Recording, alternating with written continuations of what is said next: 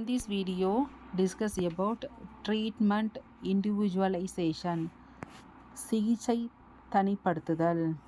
Treatment individualization in pharmacology refer to the process of customizing drugs therapy to suit the unique characteristic and need of each patient.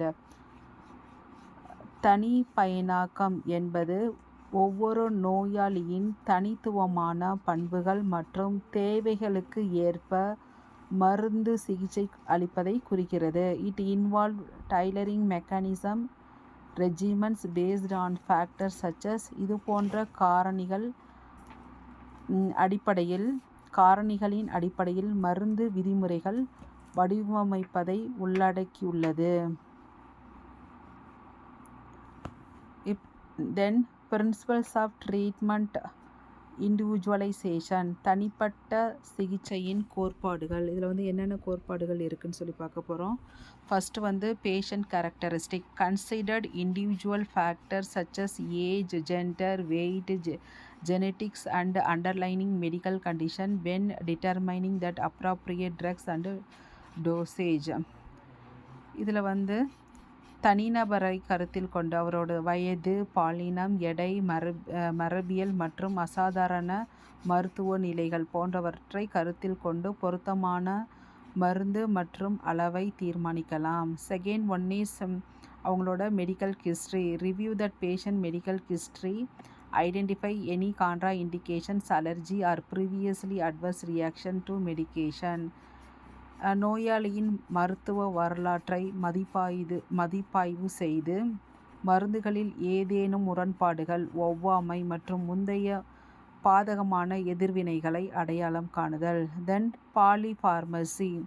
B cautious of potential drugs interaction and adverse effect when a patient is taking multiple medication simultaneously. பாலிஃபார்மசி ஒரு நோயாளி ஒரே நேரத்தில் பல மருந்துகளை உட்கொள்ளும் பொழுது ஏற்படக்கூடிய இடை வினைகள் மற்றும் பாதகமான விளைவுகள் குறித்து எச்சரிக்கையாக இருக்க உதவுகிறது. Then renal and hepatic function. adjust drugs dosage based on the patient renal and hepatic function to prevent accumulation and potential toxicity. சிறுநீரகம் மற்றும் கல்லீரல் செயல்பாடு. அதிகமாக ட்ரக்ஸ் அக்குமுலேட் ஆயிடுச்சுன்னா அது லிவரையும் ரீனல் மற்றும் ஹெப்பாட்டிக் கிட்னியை பாதிக்கும். அதுக்கு டாக்ஸிசிட்டி ஏற்படுத்தும். ஸோ நச்சுத்தன்மையை தடுக்க நோயாளியின் சிறுநீரக மற்றும் கல்லீரல் செயல்பாட்டின் அளவை மருந்து அளவு கொண்டு சரி செய்யணும். Next pediatric and geriatric consideration. பீரியாட்ரிக்னா குழந்தைங்க மற்றும் வயதானவர்கள். இங்கே here the tailor drugs regimen for pediatric and geriatric patient due to different in metabolism, absorption and distribution. தனி பயன் மருந்து, வளர்சிதை மாற்றம் மற்றும் உறிஞ்சுதல், அப்சர்வேஷன் அண்ட் விநியோகம் ஆகியவற்றை உள்ள வேறுபாடுகள் காரணமாக குழந்தைகள் மற்றும் முதியோர் நோய்களுக்கு டிஃப்ரெண்ட்டாக நம்ம கன்சிடர் பண்ணோம்.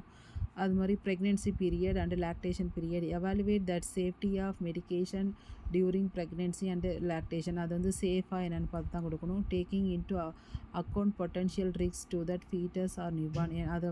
அதை நியூபார்னையோ அல்லது ஃபீட்டஸையோ அஃபெக்ட் ஆகுதான்னு பார்க்கணும். Ethic and cultural factor. இனம் மற்றும் கலாச்சார காரணிகள். Be aware of ethic and cultural variation that may affect the drug's response, metabolism and adherence. Then patient preference. Consider that patient preference, lifestyle and belief when selecting medication and treatment plan. So மருந்துகள் மற்றும் சிகிச்சை திட்டங்களை தேர்ந்தெடுக்கும் பொழுது வாழ்க்கை முறை மற்றும் நம்பிக்கையை ஃபாலோ பண்ணணும். So last therapeutic monitoring. சிகிச்சை கண்காணிப்பு. regular monitor drugs level or relevant biomarker to ensure therapeutic efficacy and safety.